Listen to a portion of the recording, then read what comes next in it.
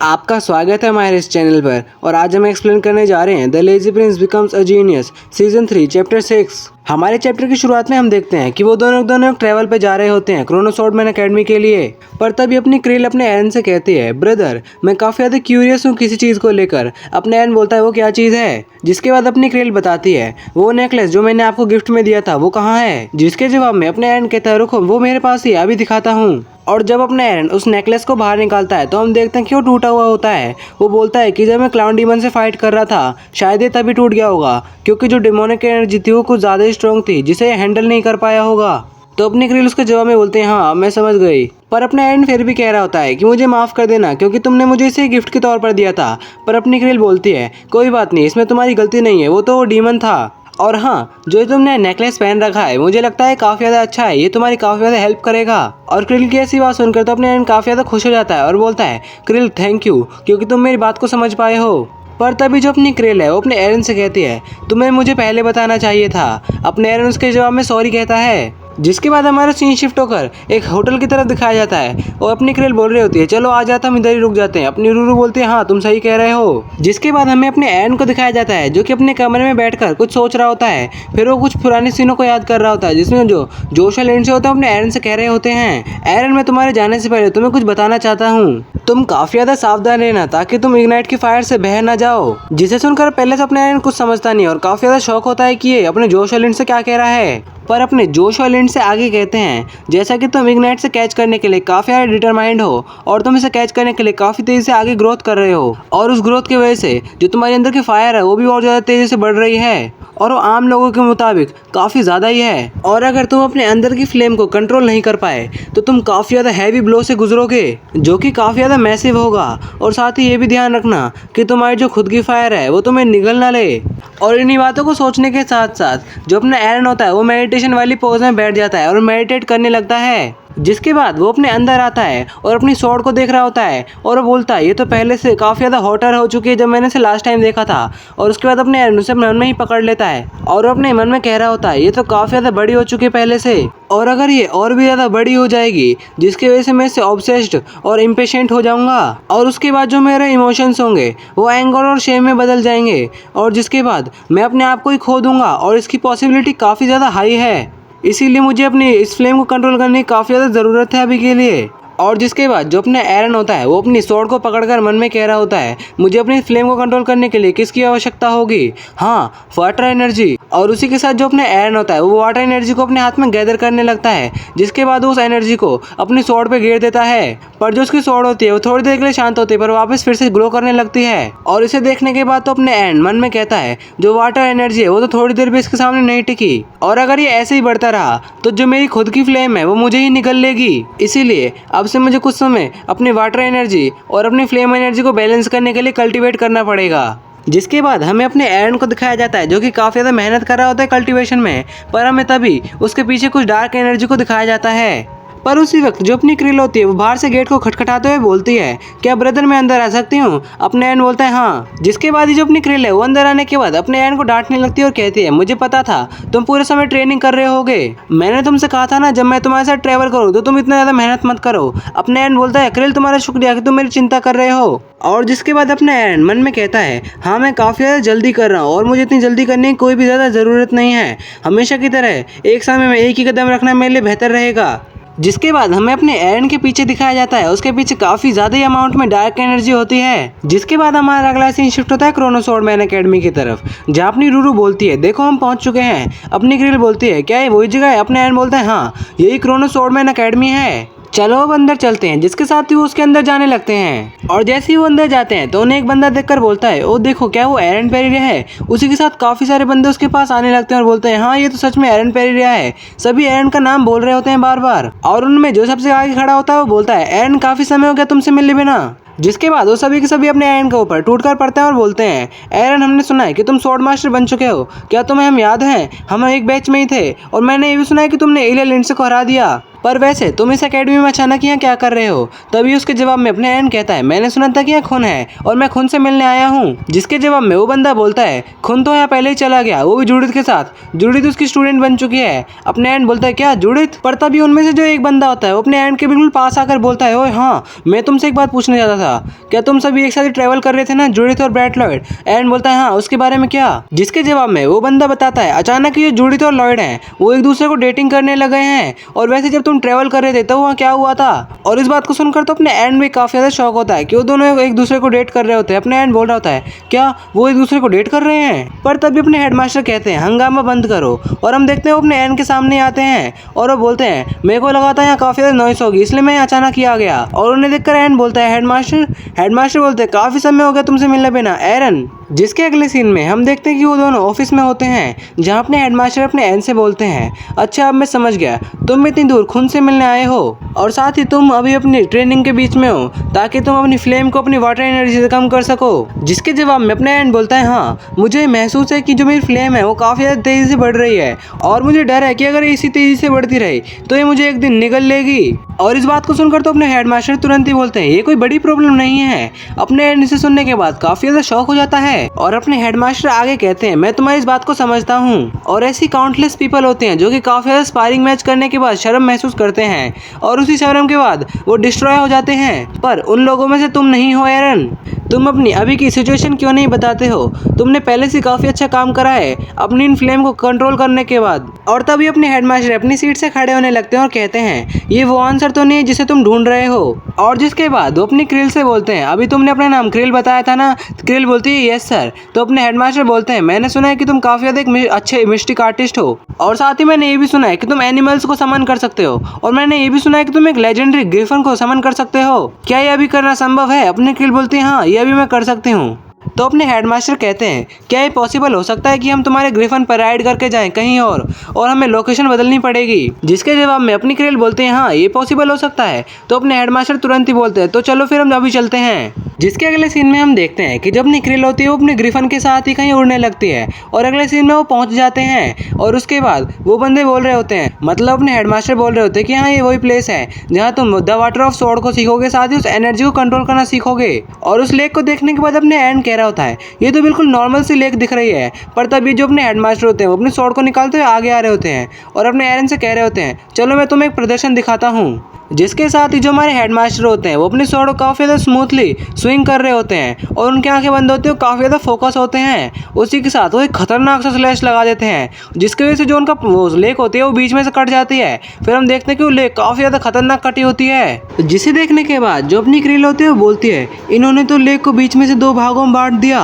अपने एरन भी काफ़ी ज़्यादा ही शौक होता है। फिर जो अपने मास्टर लैन होते हैं वो अपने एरन से बोलते हैं, एरन क्या तुमने देखा कि मैंने किसे 2 भागों में काटा? अपने एरन जवाब में बोलता है, एक लेक, आपने एक लेक को बीच में से काट दिया। अपने जो मास्टर लैन होते हैं बोलते नहीं, मुझे लगता है कि तुम अभी ढंग से समझे नहीं हो। जिसके बाद अपने मास्टर लैन अपने एरन को समझाते हुए कहते हैं कि तुम्हें वाटर की फीलिंग्स को समझना पड़ेगा और तुम्हें ये जानना पड़ेगा कि तुम्हें काटना क्या है। जिसके बाद तुम्हें द स्वॉर्ड ऑफ वाटर मिल जाएगी। ये तुम्हें अभी तो समझ नहीं आ रही होगी, पर अगर तुम इसे बार बार परफॉर्म करोगे तो तुम्हें कुछ ना कुछ तो समझ आ ही जाएगा। और जिसके बाद जो अपने हेडमास्टर होते हैं वो अपने एरन से बोलते हैं, तो तुम एरन क्या सोचते हो, क्या तुम ये कर पाओगे? अपने एरन भी फुल जोश में बोलता है, हाँ, मैं ये करूँगा और पूरी बेस्ट करूँगा। जिसके अगले सीन में हम देखते हैं कि अपने एरन प्रैक्टिस कर रहा होता है और जब अपने स्वॉर्ड को पानी में मारता है तो सिर्फ पानी उछलता है, ना कि वो कटता है। और अपने एरन उसे देखने के बाद मन में कहता है, ये तो बिल्कुल टोटली डिफरेंट है जो हेडमास्टर ने मुझे परफॉर्म करके दिखाया था। जिसके बाद जो अपने एरन होता है वो अपने हेडमास्टर को याद कर रहा होता है कि उन्होंने कैसे पानी को बीच में से काट दिया था और वो अपने मन में कहता है, मुझे भी उन्हीं की तरह इस पानी को महसूस करना पड़ेगा, मैं रेस्ट नहीं कर सकता, मुझे अपनी ट्रेनिंग को जारी रखना पड़ेगा। और अगले दिन का सीन दिखाया जाता है जहाँ अपने एरन वहाँ भी प्रैक्टिस ही कर रहा होता है और वो बिल्कुल भी रुका नहीं होता है अपने पूरे प्रैक्टिस के टाइम पर। और हम देखते हैं कि जो अपने एरन होता है वो दूसरे कपड़े पहन को खड़ा होता है और अपने मुंह को पहुंचता है, पर उसी वक्त अपने हेडमास्टर आते हैं और अपने एरन से बोलते हैं, एरन क्या तुम पूरी रात अपने स्वॉर्ड को स्विंग कर रहे थे? अपने एरन देखकर बोलता है, हेडमास्टर। पर तभी अपने हेडमास्टर एरन के पास आ जाते हैं और बोलते हैं, एरन तुम्हारी का ट्रेनिंग में थोड़ी बहुत प्रोग्रेस हुई है। अपने एरन मना कर देता है, जिसके जवाब में अपने हेडमास्टर बोलते हैं, हाँ, वैसे काफ़ी ज़्यादा डिफिकल्ट है, पर क्या मैं तुम्हारे लिए इसे एक और बार परफॉर्म करूँ? अपने एरन हाँ करता है, तो वो बोलते हैं, ठीक है फिर। उसके साथ ही अपने हेडमास्टर फिर से उसे परफॉर्म करने लगते हैं। वो अपनी स्वॉर्ड में ऑरा को गैदर करते हैं और तुरंत ही उस झील में एक और बार अटैक करते हैं। और उसे देखने के बाद जो अपना एरन होता है वो मन में कहता है ये अभी क्या हुआ जो ये लेके दो भागों में नहीं बटी, आखिरकार इस बार क्या हुआ है। पर तभी अपने हेडमास्टर एरन से बोलते हैं तुम्हें क्या लगता है क्या ये कल वाले से डिफरेंट स्ट्राइक थी। अपने एरन उसके जवाब में हाँ करता है। पर तभी अपने हेडमास्टर एरन को समझाते हुए कहते हैं एरन चलो मैं तुम्हें इस बात को क्लियर करता हूँ कि जो मैंने तुम्हें कल इस मूव को परफॉर्म करके दिखाया था और जो आज करा ये दोनों सेम ही है और साथ ही मैंने सेम चीज़ को कट करा था। और इस बात को सुनने के बाद अपने एरन मन में कहने लगता है मैंने सच में देखा था ये तो बिल्कुल अलग था, पर अपने हेडमास्टर का इससे क्या मतलब था कि उन्होंने सेम चीज़ को कट करा है।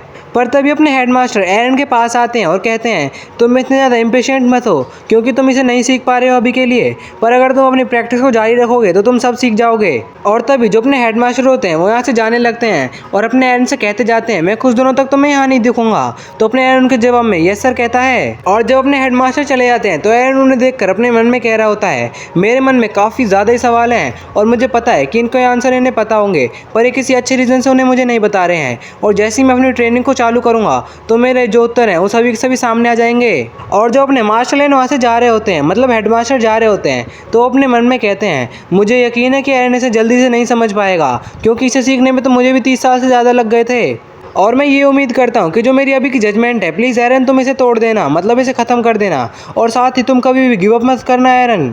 और उसके बाद हमारा अगला सीन शिफ्ट होता है 4 दिनों के बाद, जहाँ अपने हेडमास्टर एक झरने के सामने प्रैक्टिस कर रहे होते हैं और उनके मन में काफ़ी सारी चीज़ें होती हैं जो कि अपने मन में सोच रहे होते हैं ह्यूलिस फुल, क्विंसी माइंड्स और साथ ही काराकुम ये सभी के सभी ओल्ड हो चुके हैं और अब धीरे धीरे जो हमारे कॉन्टिनेंट है उसकी फाइटिंग पावर आधी हो जाएगी। लेकिन जो यहाँ के स्टूडेंट हैं वो काफ़ी ज़्यादा ही समझदार हैं, पर उनको स्ट्रॉन्ग होने के लिए जो टाइम चाहिए वो टाइम इनके लिए नहीं बचा है। यहाँ जो टाइम बचा है वो बिल्कुल लिमिटेड है। पर उसी वक्त जो अपने हेडमास्टर होते हैं उनकी तरफ कोई चीज़ काफ़ी ज़्यादा स्पीड में आ रही होती है और जैसे अपने हेडमास्टर उसकी तरफ देखते हैं तो बहुत ज़ोर से अपने हेडमास्टर को जाकर हिट करती है जिसके वजह से दूर उड़ने लगते हैं। हमें पता लगता है वो अपने खून होता है। पर जो अपने हेडमास्टर होते हैं वो अपने ऑरा स्वॉर्ड की वजह से उसको ब्लॉक कर लेते हैं और अपने खून से बोलते हैं तुम सिर्फ अचानक आके मेरे पर अटैक कर रहे हो बिना वार्निंग दिए। पर उसके जवाब में जो अपना खून होता है वो बोलता है अगर तुम इस एरिया में ट्रेनिंग कर रहे हो तो तुम ये भूलो मत कि तुम्हें मेरे साथ भी फाइट करनी है। जिसके जवाब में अपने हेडमास्टर कहते हैं अच्छा ऐसी बात है तो मैं तुम्हारे इस डिसीजन पे तुम्हें रिग्रेट करा दूंगा।